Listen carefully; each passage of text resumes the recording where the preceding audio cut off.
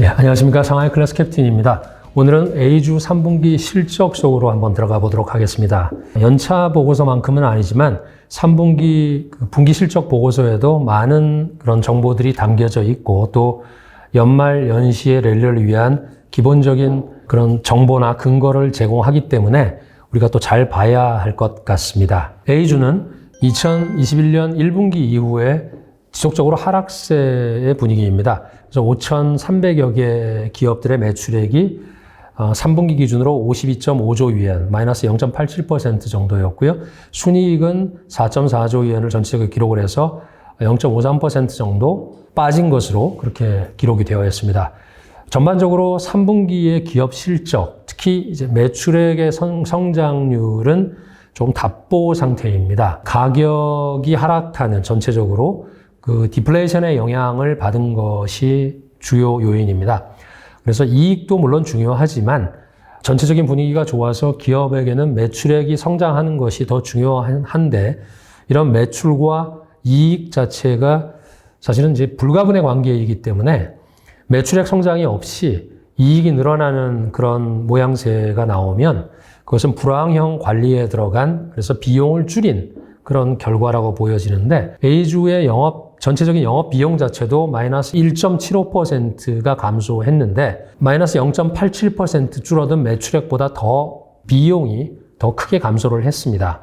다음은 ROE인데요. ROE는 8.14%를 기록을 했는데 이게 상반기보다는 조금 개선이 되었습니다. 하지만 금융하고 석유화학 쪽이 굉장히 비중도 큰데 이것의 그 성과 또 실적을 제외를 하면 전체적으로는 7.14%를 기록을 한 것입니다. 결국 ROE도 계속 하향세를 보이고 있다.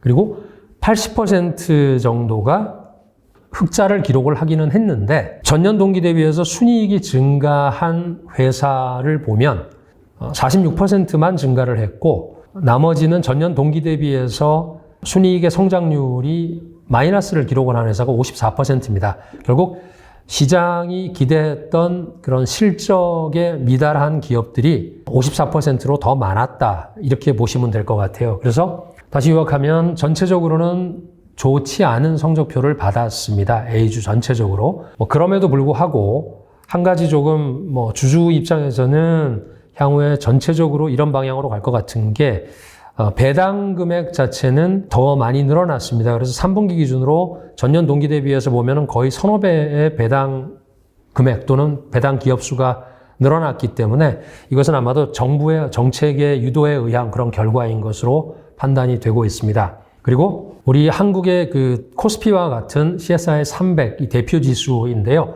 A주 시가총액이 한 100조 정도 되는데 CSI 300이 한 58조 정도를 차지를 합니다. 결국 거의 한 60% 가까이 차지를 하는데 이 전체적인 그 PE는 13배 정도이고요. 직전 5년간을 비교해 보면 여전히 높은 구간에 있습니다.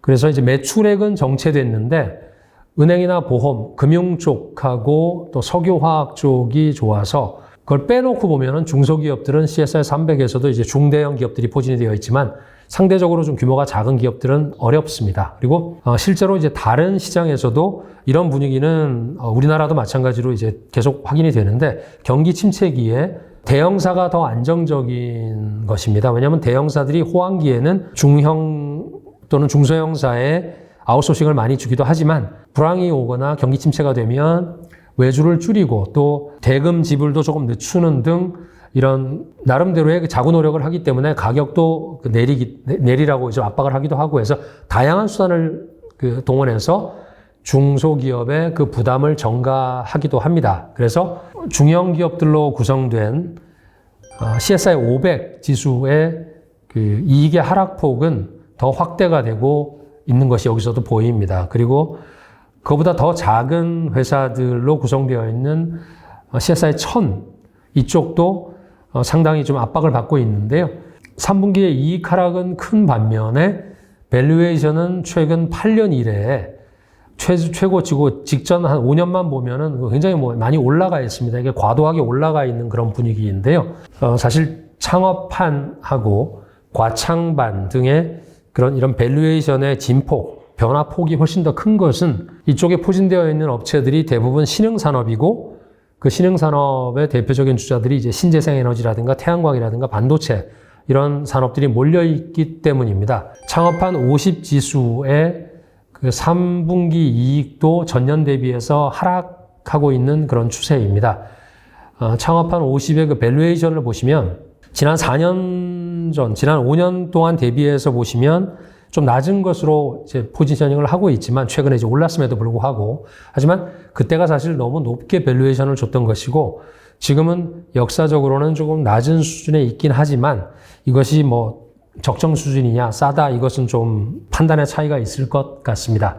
그리고 11월 초에 6주년이 됐죠. 그 과창판이 이 과창판은 아시겠지만 기술 혁신 또는 기술 기업들 이쪽에서 표현하고 있는 흑 기술이라고 하는데 이제 하드테크 기업들을 집중적으로 상장 유치해서 이미 한 570, 80개 회사가 전체적으로 시가총액이 한 7.78조 위안 정도 됩니다. 그래서 달러로 보면 1조 달러가 넘는 정도로 시총이 형성되어 있는데 대표적인 과창판 지수는 이제 50이죠. 50개 기업들을 모아놓은 과창판 50 지수인데 지난번 반등을 하면서 이미 지수 자체는 최고치에 근접을 해 있습니다. 그런데 3분기의 총 매출액 자체는 전년 동기 대비해서 한 0.8% 정도가 감소했지만 이익은 훨씬 더 크게 감소해서 28%입니다. 이 정도로 줄어 있는데 사실 이 업종에 있는 회사들이 전부 다 혁신형 회사고 또 어떤 기술 회사들이다 보니까 제품 개발과 시장 개척 또는 산업의 성장 추세가 매출액이나 이익보다 훨씬 더 중요합니다. 그래서 비록 순이익은 줄긴 했지만 이쪽 업종들의 R&D 투자는 7, 8%가 더 늘어나고 있고 또 매출액 기준으로는 13%를 R&D에 투자하는 그런 상황이고요. 그래서 AI라든가 차량용 반도체 등으로 구성된 과창판이 장기적으로 중국의 어떤 혁신과 또는 새로운 어떤 성장 모멘텀을 이끌 것으로 판단을 하고 있습니다. 업종별로 좀 보시면 은행의 의존도가 굉장히 높은 경제 구조다 보니까 은행의 실적이 실물 경기의 수준을 일부 반영을 하고 있습니다. 그래서 지난 3분기 동안에 은행의 그 매출액이라든가 이익은 소폭 상승했습니다. 금리를 많이 낮췄음에도 불구하고 예금금리도 많이 낮췄었기 때문에 그런 결과가 나왔었고요. 또 최근에 실물 경제가 좋지 않기는 하지만 은행 업종의 주가나 또 이제 퍼는 역사적으로 이제 평균 수준인 한 5.8배 정도의 포지셔닝을 하고 있습니다. CSI 300의 그 이익 증가율의 절반이 보험업종에서 사실 나왔습니다. 이번 상반기하고 3분기까지. 그래서 올해 그 보험 판매가 호황을 누린 배경은 금리 인하 등으로 9월 이전에 주식시장의 침체와 또 부동산 시장도 침체가 있다 보니까 돈이 갈 데가 없어서 그런 여유 자금들이 보험업종으로 많이 들어왔었던 것 같고요. 보험사의 자산 운용이 또 안정적으로 운영을 하다 보니까 또 채권이라든가 또 일부는 그 주식 쪽으로 많이 투자를 했었는데 그것이 9월 말에 결국 9월 24일 정책이 나오면서 보험에서는 비율을 언더웨이트한 게 아니고 그냥 적정 에버리지 웨이트 정도를 가져가다 보니까 성과가 상당히 좋게 반영이 됐었던 것 같습니다.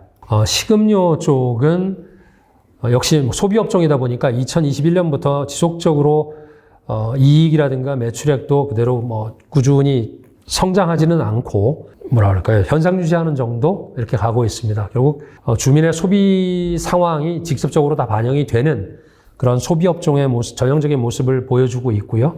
옆에 자동차 쪽도 마찬가지인 것 같습니다. 최근에 그 자동차가 이제 실적이 주목을 많이들 받고는 있긴 하지만 3분기의 매출 규모는 한 자릿수 성장에 그치고 있고 또 이익도 3분기 대비해서 하락하고 있는 모양새입니다. 그 가격 경쟁이 더 치열해지고 있고 그런 분위기들이 업계 전체적으로 퍼지다 보니까 BYD를 제외하고는 나머지는 그렇게 썩 좋지 않은 모습을 보이고 있습니다. 전기전자하고 이제 반도체 쪽인데요. 이쪽은 상대적으로 실적이 양호한 편입니다.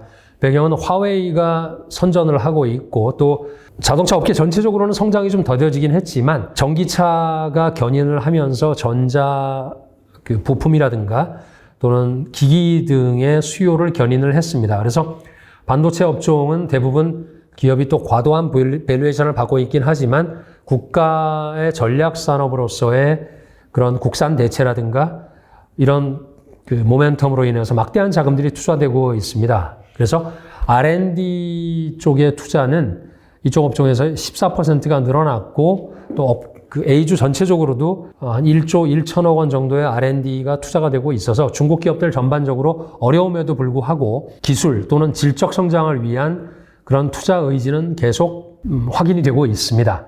이번 그 3분기 실적을 전체적으로 좀 요약을 한다 그러면 전반적으로 실적은 답보하는 상태이지만 금융업종의 실적은 좀 개선이 되고 있고 또 화웨이의 그 선전이라든가 또는 전기차가 또 잘 하고 있어서 반도체라든가 전자부품 업종의 실적은 개선이 되고 있고 가계 소비는 여전히 부진하고 침체된 상태입니다. 중국 정책의 전환의 효과가 4분기에 기업 실적에 반영이 되는지 그것이 굉장히 중요한 포인트가 될 것 같고 만약에 정책의 효과가 지속적으로 나타난다 그러면 우리가 지금까지 봐왔던 3분기의 실적이 연간 실적의 바닥이었을 가능성이 매우 큽니다. 매크로에서도 조금 다른 모양새들이 확인이 되고 있는데 그것이 이제 M1의 반등입니다. 지난달보다 1.3%가 올라서 마이너스 6.2를 기록을 했는데 중국 자본시장에는 M1이 매매를 결정한다 이런 말을 하기도 합니다. M1은 사실 M1의 상승은 돌지 않는 돈이 다시 돌기 시작했다는 그런 의미로 해석이 되며 종합적인 그 정책들의 효과들이 나타나기 시작했다. 이렇게 해석을 합니다. 또 두 번째로는 제조 PMI인데요. PMI 지수가 역시 수개월간 하락을 하다가 50.1%로 50 이상으로 지금 올라와서 기대를 좀 높여주고 있습니다. 그리고 세 번째가 이구 환신 정책들의 효과로 내구재 소비재의 그런 소비가 늘어나면서 10월 달에 소비 증가율 자체가 시장의 예상을 상회를 하고 있습니다. 향후에 조금 낙관적인 시나리오를 그린다고 하면 선행지표라고 할 수 있는 M1 또는 PMI 이런 지표들이 조금씩 개선이 확인이 되고 그리고 동행지표라고 할 수 있는 산업 생산 등이 앞으로 수개월 동안 다시 이제 오르면서 가장 후행지표라는 물가 등이 점진적으로 올라가면서 지금 가장 우려를 하고 있는 디플레이션 이런 것들이 해소되는 그런 것일 겁니다. 그런데 이것은 낙관적인 시나리오일 뿐이고요. 그래서 12월 달에 더 윤곽이 드러날 추가적인 재정 정책이 훨씬 더 중요하게 생각이 됩니다. 이런 것들이 받쳐준다 그러면 아까 말씀드렸던 좀 낙관적인 시나리오로 점점 이동을 하면서 시장에도 좋은 영향을 줄 것으로 판단을 하고 있습니다. 이상으로 오늘의 항로를 마치도록 하겠습니다. 감사합니다.